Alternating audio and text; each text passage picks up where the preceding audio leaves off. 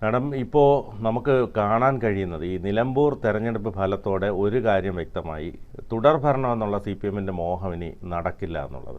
അതുമാത്രമല്ല, നമുക്ക് ആ ഒരു ഗ്രാഫ്, അതോടൊപ്പം തന്നെ ജനങ്ങളുടെ ഒരു ട്രെൻഡ്, ഇതൊക്കെ ഇതിലൂടെ അറിയാൻ കഴിഞ്ഞു. ഒരു സെമി ഫൈനൽ എന്ന് തന്നെ വിശേഷിപ്പിക്കാവുന്ന ഒരു തെരഞ്ഞെടുപ്പായിരുന്നു അത്. വോട്ടിംഗ് നില പരിശോധിച്ചാൽ അത് വ്യക്തമായി മനസ്സിലാവും. കാരണം അൻവർ ഇത്രയധികം 20,000-ഓളം വോട്ട് അൻവർ വാങ്ങിയിട്ട് പോലും ആര്യാടൻ ഷൗക്കത്തിൻ്റെ ഭൂരിപക്ഷം കുറയ്ക്കാൻ കഴിഞ്ഞില്ല.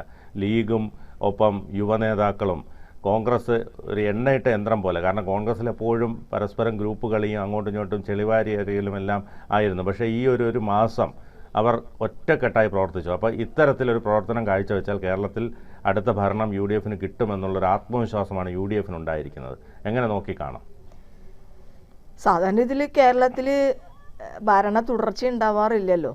ഇപ്രാവശ്യമാണ് ആകെ ഒരു ഭരണ തുടർച്ച ഉണ്ടായത്. അതിന് പല ഘടകങ്ങൾ, നമ്മുടെ കോവിഡ്, പ്രളയം, അതിനോടൊക്കെ സർക്കാർ എടുത്ത ഒരു നിലപാടായിട്ട് ബന്ധപ്പെട്ടുകൊണ്ടും പിന്നെ പൊതുവെ ജനങ്ങളുമായി ഇഴുകിച്ചേർന്ന ഒരു പ്രവർത്തനം നടത്തിയത് കൊണ്ടുമാണ് ഭരണ തുടർച്ച ഉണ്ടായത് എന്ന് പറയാം. മാത്രമല്ല, ഒരു ലീഡർഷിപ്പ്, പിണറായി വിജയൻ എന്ന് പറയുന്ന ഒരു ലീഡർഷിപ്പിനെ അവർ പ്രൊജക്റ്റ് ചെയ്യുകയും ചെയ്തു. കോൺഗ്രസ്സിൽ ഇപ്പോഴും നേരിടുന്ന പ്രതിസന്ധി എന്ന് പറഞ്ഞാൽ കോൺഗ്രസിൻ്റെ ഗ്രൂപ്പ് വഴക്ക് തന്നെയാണ്. ഇപ്പോൾ ഈ കഴിഞ്ഞ നിലമ്പൂർ തിരഞ്ഞെടുപ്പുമായിട്ട് ബന്ധപ്പെട്ടുകൊണ്ട് ആദ്യം കുറച്ച് പൊട്ടലും ചീറ്റലൊക്കെ ഉണ്ടായി. ഇപ്പോൾ സുധാകരൻ്റെ ഭാഗത്തു നിന്നാണെങ്കിലും അൻവറാണ് യഥാർത്ഥത്തിൽ അവിടെ UDF-നെ ഐക്യപ്പെടുത്തിയതെന്നാണ് ഞാൻ കാണുന്നത്. കാരണം എന്ന് വെച്ചാൽ അൻവർ UDF-മായി ഐക്യപ്പെടാതെ UDF-ൻ്റെ സ്ഥാനാർത്ഥിക്കെതിരെയും UDF-ൻ്റെ നേതാക്കൾക്കെതിരെയും ഇലക്ഷൻ്റെ അന്ന് പോലും വലിയ രീതിയിലുള്ള പരാമർശങ്ങൾ നടത്തിക്കൊണ്ടിരുന്നപ്പോൾ ഈ കാക്കക്കൂട്ടത്തിൽ കല്ലിടുന്നു എന്ന് പറഞ്ഞ പോലെ കാക്കകൾ ഒന്നായി, കാക്കകൾ എന്ന് വെച്ചാൽ കോൺഗ്രസ്സുകാരെല്ലാവരും ഒറ്റക്കെട്ടായി മാറുന്ന ഒരു സാഹചര്യം ഉണ്ടായി. മാത്രമല്ല, പുതിയൊരു ലീഡർഷിപ്പ് കോൺഗ്രസ്സിന് ഉണ്ടായിട്ടുണ്ട്. അതിൽ ഈ വർക്കിംഗ് പ്രസിഡന്റുമാരായിട്ട് വന്നിരിക്കുന്ന PC വിഷ്ണുദാസ്, മറ്റേ ഷാഫി പറമ്പിൽ, പിന്നെ രാഹുൽ മാങ്കൂട്ടത്തിൻ്റെ ഭാഗത്തു നിന്നാണ് ആ നിലയിൽ ഒരു തെറ്റായിട്ടുള്ള ഒരു കാര്യം ഉണ്ടായത്. അതായത് സംഘടനാ തീരുമാനത്തിന് വിരുദ്ധമായിട്ട് അയാൾ പോയിട്ട് അൻവറുമായിട്ട് സംസാരിച്ചു എന്ന് പറയുന്നത്. മാത്രമല്ല, അൻവറിനെതിരെ VD സതീശനും UDF-ഉം എടുത്ത ഒരു കർക്കശമായിട്ടുള്ള ഒരു നിലപാടുണ്ടായി. അത് കേരളത്തിൽ മൊത്തമായി കയ്യടി നേടിയ ഒരു തീരുമാനമായിരുന്നു. അതായത് അക്കോമഡേറ്റ് ചെയ്യാമെന്ന് പറഞ്ഞു, കൂടെ നിർത്താമെന്ന് പറഞ്ഞു. VD സതീശന് ആ കാലം എത്രയും എല്ലാ കാലത്തും അൻവർ VD സതീശനെ അറ്റാക്ക് ചെയ്തിട്ടുള്ള ഒരാളാണ്. പിണറായിയുടെ കൂടെ നിൽക്കുന്ന സമയത്തും എല്ലായ്പ്പോഴും VD സതീശനെതിരായിട്ട് മാത്രമാണ് അൻവർ സംസാരിച്ചു കൊണ്ടിരുന്നത്, പല കേസുകൾ കൊടുക്കുന്നതിനും വ്യക്തിപരമായി ആക്ഷേപിക്കണം. എന്നിട്ടും അതൊക്കെ മറന്നുകൊണ്ട് UDF-ലേക്ക് അക്കോമഡേറ്റ് ചെയ്യാമെന്ന് പറഞ്ഞിട്ടും ആൾ പിടിവാശി പിടിച്ചുകൊണ്ട് ആര്യാടൻ ഷൗക്കത്തിനെതിരായിട്ട് സംസാരിച്ചു. അതുകൂടാതെ അവർ സ്ഥാനാർത്ഥിനെ പ്രഖ്യാപിച്ചു കഴിഞ്ഞപ്പോൾ തന്നെ അൻവർ പിന്നെയും ആര്യാടൻ ഷൗക്കത്തിനെതിരായിട്ട് സംസാരിച്ചു. പിന്നെ ചർച്ചയ്ക്ക് വന്ന സമയത്തും ഈ സംസാരം നിർത്തിയാൽ ഞങ്ങൾ അക്കോമഡേറ്റ് ചെയ്യാമെന്ന് പറഞ്ഞു. അതായത് ഈ ഞങ്ങളുടെ സ്ഥാനാർത്ഥിക്കെതിരെ നടത്തിക്കൊണ്ടിരിക്കുന്ന ഈ പരാമർശങ്ങൾ അവസാനിപ്പിച്ചാൽ ചെയ്യാമെന്ന് പറഞ്ഞു. എന്നിട്ടും അൻവർ അതിന് തയ്യാറാകാത്ത ഒരു സാഹചര്യം വന്നപ്പോൾ സ്വാഭാവികമായും എല്ലാ ഗ്രൂപ്പുകളും മറന്ന് കോൺഗ്രസ്സുകാർ ഒറ്റക്കെട്ടായിട്ട് മാറുന്ന ഒരു സ്ഥിതി ഉണ്ടായി. മാത്രമല്ല, പഴയ പോലെയുള്ള ഒരു ഗ്രൂപ്പ് താല്പര്യങ്ങളില്ലാത്ത നിലയിലേക്ക് UDF-ൻ്റെ കോൺഗ്രസിൻ്റെ ഈ യുവ സംഘം ഒരു ടീം വർക്കായിട്ട് വർക്ക് ചെയ്യുന്നുമുണ്ട്. അപ്പോൾ ആ വർക്ക് അങ്ങനെ അവർ നന്നായിട്ട് ചെയ്താൽ അവർക്ക് പ്രതീക്ഷ വയ്ക്കാവുന്ന കാര്യങ്ങളുണ്ട്. കാരണം ഭരണത്തിനെതിരായിട്ടുള്ള നല്ല വികാരം കേരളത്തിലാകെ നമ്മൾക്ക് കാണാൻ കഴിയും. ഒരുപാട് ഭരണപരിഷ്കാരങ്ങളും ഒരുപാട് കാര്യങ്ങളും, പ്രത്യേകിച്ച് ഈ ഇൻഫ്രാസ്ട്രക്ചർ ഡെവലപ്മെൻറ്റുമായിട്ട് ബന്ധപ്പെട്ടുകൊണ്ട്, പിന്നെ IT മേഖലയുടെ വികാസവുമായിട്ട് ബന്ധപ്പെട്ടുകൊണ്ടൊക്കെ സർക്കാർ ചെയ്തിട്ടുണ്ട്. പക്ഷേ എങ്കിലും സാധാരണ ജനങ്ങളെ സംബന്ധിച്ച് ഭരണവിരുദ്ധ വികാരം വളരെ ശക്തമാണ്. അതുകൊണ്ട് തന്നെ LDF-നെ സംബന്ധിച്ച് നല്ല ബുദ്ധിമുട്ട് തന്നെ നേരിടേണ്ടി വരും UDF നല്ല രീതിയിൽ പ്രവർത്തിച്ചാൽ. മാത്രമല്ല, എല്ലാവരും ആഗ്രഹിക്കുന്ന ഒരു കാര്യം, കേരളത്തിൽ ഒരു തുടർച്ചയായ ഭരണം വന്നാൽ അത് ഇടതുപക്ഷത്തിൻ്റെ നയങ്ങളിൽ നിന്ന് ഇടതുപക്ഷത്തിന് പുറകോട്ട് പോകേണ്ട സ്ഥിതി വരുമെന്നുള്ള ഒരാശങ്ക ഇടതുപക്ഷ വിഭാഗത്തിൻ്റെ ഇടയിലുണ്ട്. അതൊരു പ്രധാനപ്പെട്ട കാര്യമാണ്. കാരണം കേന്ദ്ര സർക്കാരിൻ്റെ പല നയങ്ങളും നടപ്പിലാക്കാനായിട്ട് സർക്കാർ വിധേയമാകേണ്ട അവസ്ഥ വരും. അത് UDF ആണ് വരണമെങ്കിൽ ഇവർക്ക് സമരം ചെയ്യാനായിട്ട് സാധിക്കും. തുടർച്ചയായിട്ട് ഇങ്ങനെ ഭരണം കിട്ടിക്കഴിഞ്ഞാൽ ആ ഭരണം നിലനിർത്തുന്നതിന് വേണ്ടി പല കോംപ്രമൈസുകൾക്കും വിധേയമാണ് ചെയ്യേണ്ടി വരും. പക്ഷേ ഇപ്പോൾ കോൺഗ്രസിനെ സംബന്ധിച്ച് ആര് മുഖ്യമന്ത്രിയാകും എന്ന് പറയുന്നത് തന്നെയാണ് വലിയ പ്രശ്നമായിട്ട് മാറുന്നത്. അതിന് സ്വീകാര്യനായിട്ടില്ല. അപ്പോൾ VD സതീശൻ അതിന് സ്വീകാര്യനല്ല. ആ നില വരുന്ന സമയത്താണ് ഏറ്റവും കൂടുതൽ കോൺഗ്രസിന് അഖിലേന്ത്യാ തലത്തിലും കേരളത്തിലും പ്രശ്നം ഉണ്ടാക്കിക്കൊണ്ടിരിക്കുന്ന ഒരാൾ ശശി തരൂരാണ്.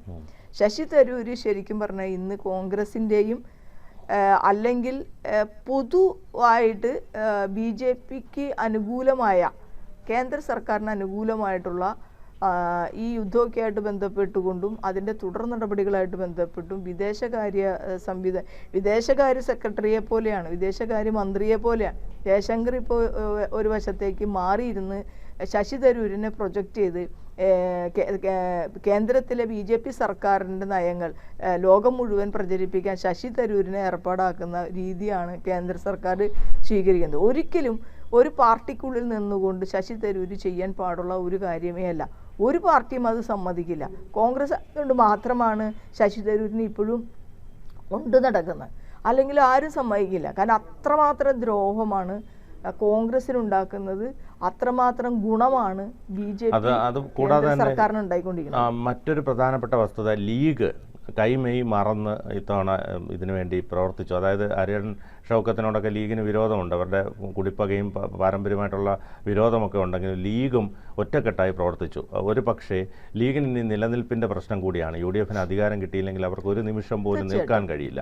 അപ്പം കുഞ്ഞാലി സാഹിബിനെ അടക്കം ഇറക്കി വീടുകൾ തോറും പ്രവർത്തിപ്പിച്ച ഒരു ഇതാണ് നമുക്ക് കാണാൻ കഴിഞ്ഞത്.